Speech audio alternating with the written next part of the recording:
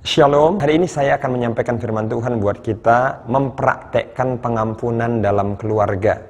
Nah, Bapak Ibu Saudara-saudara, kenapa praktek pengampunan itu harus kita lakukan di tengah-tengah keluarga?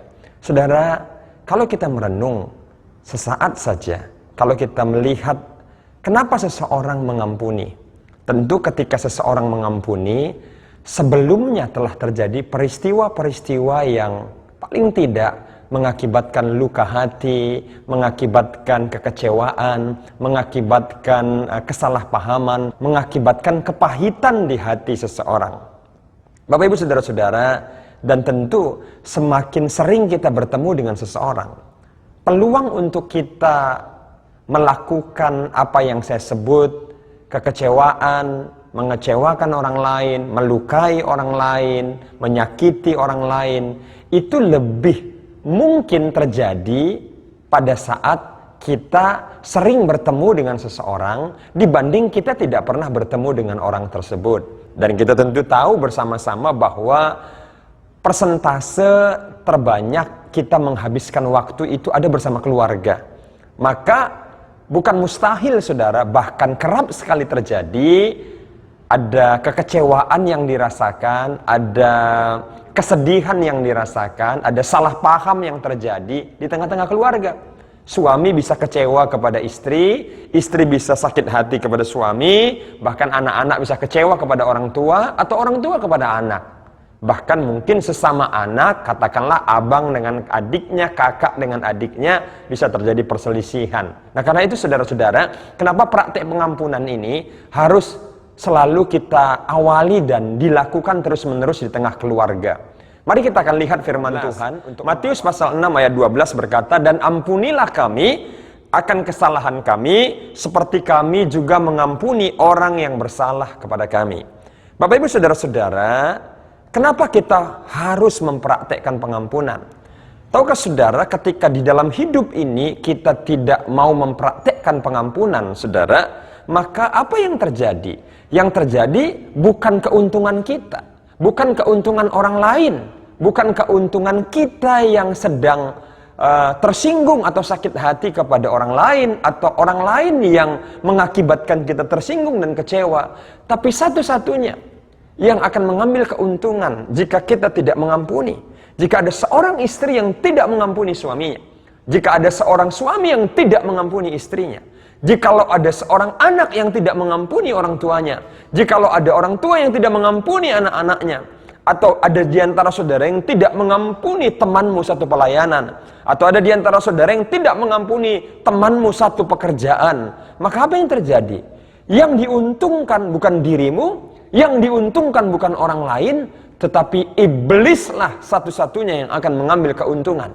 Sebab kita tahu maksud dan tujuan iblis hanya satu. Seperti Alkitab katakan, iblis hanya datang untuk mencuri, membunuh, dan membinasakan kita.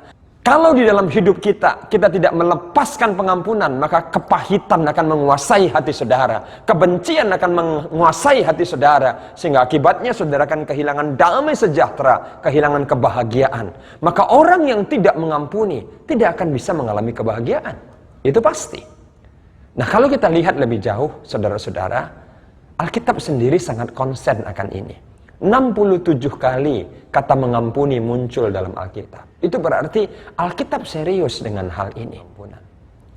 Tahukah Bapak Ibu, keuntungan apa yang akan engkau dapatkan jika engkau mempraktekkan pengampunan?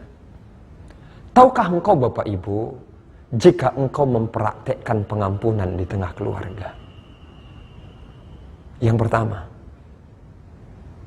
keluargamu akan tetap utuh dan bahagia. Orang yang bersedia mempraktekkan pengampunan, orang yang bersedia mengampuni di tengah keluarganya, maka berkat yang akan turun dari Tuhan atas rumah tangga, atas keluarganya adalah keluarganya bahagia, keluarganya tetap utuh. Saudara-saudara yang Tuhan kasihi, itu sebabnya kenapa kita harus berjuang. Bukan soal seberapa besar luka yang sudah ditimbulkan di hati kita. Bukan soal seberapa besar kesalahan yang telah mereka lakukan terhadap kita. Tetapi yang terpenting adalah, apakah engkau pejuang bagi keluargamu? Apakah engkau ingin melihat keluargamu tetap utuh, melihat keluargamu tetap bahagia? Jika engkau tidak mempraktekkan pengampunan, maka keluarga kita sudah diambang kekacauan, kehancuran, dan bukan mustahil keluarga kita akan berakhir dengan hal-hal yang menyedihkan. Anak tidak lagi menghormati orang tua tidak lagi mengasihi anak, kepahitan dan kebencian silih berganti dan tak habis-habisnya menimpa kehidupan keluarga kita. Alkitab katakan, saudara-saudara, di dalam Matius pasal 6 ayat 14 sampai 15. Karena jikalau kamu mengampuni kesalahan orang, Bapamu yang di surga akan mengampuni kamu juga. Tetapi jikalau kamu tidak mengampuni orang, Bapamu juga tidak akan mengampuni kesalahanmu. Saudara-saudara, pernah nggak kebayang dalam hidupmu jikalau Tuhan tidak mengampuni hidupmu? Kebayangkah? Maka engkau tidak akan lagi pernah mengalami sesuatu yang baik.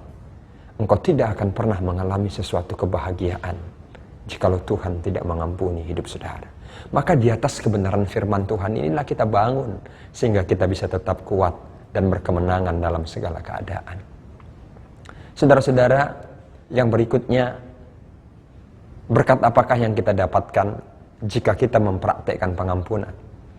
Maka jika kita mempraktekkan pengampunan, maka yang kedua yang terjadi adalah segala kebencian tercabut dari hati kita. Benci dan cinta itu beda tipis, Bapak Ibu. Tidak ada di dunia ini yang lebih kuat mencengkram jiwa dan pikiran seseorang selain cinta dan kebencian. Maka kalau kita mencintai seseorang, pagi, siang, malam kita bisa ingat dia. Bapak Ibu di rumah, saudara-saudara yang di rumah yang sedang jatuh cinta, ada yang lagi bucin nggak nih? Yang lagi budak cinta, cinta yang mengikat, yang mencengkram hidup saudara, maka pagi siang saudara akan ingat orang yang saudara cintai. Saudara bisa tersenyum sendiri, terkenang sendiri jika engkau mengingat orang yang engkau cintai. Sebaliknya kebencian juga akan membuat hati dan pikiranmu terwarnai, hati dan pikiranmu terpengaruh. Sehingga dimanapun kau berada, orang yang belum kau lepaskan pengampunan dalam hidupmu, itu akan mengintimidasi hidupmu. Sehingga kemanapun kau berada, engkau akan terus kepikiran akan perkataannya, perbuatannya, sikapnya yang telah membuatmu terluka, kecewa, dan membuatmu mengalami hal-hal yang menyakitkan. Itu sebabnya kita butuh melepaskan pengampunan. Kalau engkau mengasihi dirimu, dan engkau tidak ingin disiksa lebih jauh, engkau tidak ingin disiksa lebih lama, dikecewakan lebih lama, tidak ada pilihan yang lain. Engkau harus melepaskan pengampunan.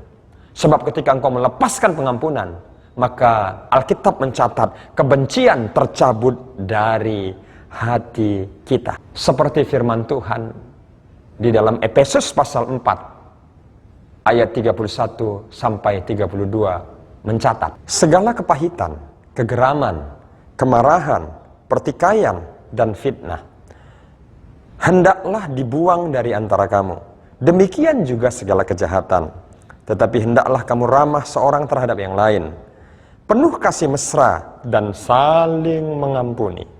Perhatikan, saling mengampuni, sebagaimana Allah di dalam Kristus telah mengampuni kamu. Tetapi hendaklah kamu ramah seorang terhadap yang lain, penuh kasih mesra dan saling mengampuni, sebagaimana Allah di dalam Kristus telah mengampuni kamu. Bapak Ibu saudara-saudara, lihat, Kristus telah terlebih dahulu mengampuni saudara. Kristus telah terlebih dahulu mengampuni saya. Maka Allah menjanjikan kepada kita, jika kita melepaskan pengampunan, maka segala kepahitan, segala kebencian tercabut dari diri kita. Yang berikutnya, yang ketiga, keuntungan apakah yang kita akan dapatkan ketika kita mempraktekkan pengampunan? Maka yang terjadi adalah pemulihan bagi hati kita. Ketika kekecewaan mulai diangkat, kebencian mulai diangkat, maka Tuhan akan mulai memulihkan hati saudara. Tuhan memberikan kita kemampuan untuk mulai berproses untuk melupakan apa yang orang lain telah perbuat. Berkat apakah berikutnya yang akan kita dapatkan ketika kita mempraktekkan pengampunan di tengah-tengah keluarga? Bukan hanya keluarga saudara dan keluarga kita akan tetap utuh. Bukan hanya keluarga kita akan tetap bahagia. Bukan hanya kekecewaan tercabut dari hati dan hidup kita. Tetapi juga saudara-saudara, pemulihan akan kita alami. 2 Tawarikh pasal 7 ayat 14, di mana Tuhan menjanjikan setiap orang yang meminta ampun kepada Allah, maka akan ada pemulihan atas negeri mereka. Negeri saja Tuhan pulihkan ketika ada hati yang bersedia untuk mengakui kesalahan. Ada hati yang bersedia memohon pengampunan. Maka saudara-saudara, keluarga kita akan dipulihkan. Hidup saudara akan dipulihkan ketika ada di antara saudara, ada di antara keluarga yang mempraktekkan pengampunan. Yang keempat, jika kita terus mempraktekkan pengampunan, maka sesuatu yang buruk berubah menjadi baik. Jika kita tetap di dalam kebencian dan tidak mau melepaskan pengampunan, maka alamat kita pasti berakhir dengan sesuatu yang buruk. Tetapi jika kita mulai mempraktekkan pengampunan, sesuatu mulai berproses, saudara. Sesuatu yang baik mulai terjadi di atas hidup saudara. Sesuatu yang luar biasa terjadi di atas hidupmu. Karena itu saudara-saudara yang Tuhan kasihi, hari ini sebagai hamba Allah, saya mengajak saudara, saya mengingatkan kita kembali, marilah menjadi anak-anak Tuhan yang bersedia mempraktekkan pengampunan di tengah keluarga. Mungkin kau berkata, sakit sekali perbuatan suami saya terhadap saya, Pak Pendeta. Mungkin ada yang berkata, sakit sekali perbuatan anakku terhadapku, Pak Pendeta. Kalau Pak Pendeta tahu perbuatannya, betapa hancurnya keluarga ini yang diakibatkan karena perbuatan daripada anak-anak kami. Dengarkan firman Tuhan. Kalau engkau ingin menyelamatkan keluargamu, bukan terus mempertahankan kepahitan, kekecewaan ibu, bukan terus mempertahankan kepahitan itu, saudaraku, tetapi mulai mempraktekkan pengampunan. Sebab Alkitab katakan, Yesus pernah berkata, ketika Petrus bertanya, sampai berapa lama, sampai berapa kali kami harus mengampuni saudara kami dalam satu hari? 7 kalikah? Tetapi Yesus katakan, 70 kali 7 dalam satu hari. Yesus sedang mengingatkan kita, standar dalam mengampuni tidak boleh lagi berdasarkan perasaan, berdasarkan logika. Tapi standar di dalam mengampuni haruslah pada standar yang Allah tetapkan, di mana Allah mempraktekkan pengampunan di kayu salib. Dan ketika Yesus berkata, ampunilah mereka ya Bapa, sebab mereka tidak tahu apa yang mereka perbuat. Ketika anakmu menyakiti hatimu, ketika suamimu menyakiti hatimu, sehingga menimbulkan kebencian dan kepahitan di hatimu, ada sebuah kebenaran yang engkau harus mengerti. Mereka melakukannya dalam satu kondisi, mereka tidak tahu apa yang sedang mereka perbuat. Karena itu, mengampuni bukan sebuah pilihan. Mengampuni adalah sebuah keharusan. Tuhan memberkati. Apabila ada di antara saudara yang ingin memohonkan doa, ada nomor yang Bapak Ibu dapat hubungi. Kami rindu dan siap berdoa buat saudara. Di kesempatan ini kami juga ingin berdoa buat kita sekalian. Tuhan, kami tahu ketika hati ini dilukai, hati ini dikecewakan, tidak mudah bagi kami untuk mengampuni orang yang mengecewakan kami.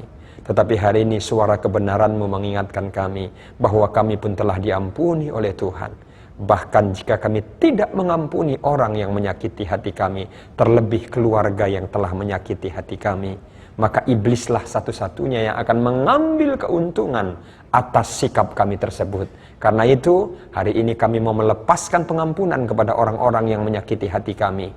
Berikan kami kekuatan ya Tuhan. Di dalam nama Yesus kami berdoa, kami mengucap syukur. Haleluya. Amin.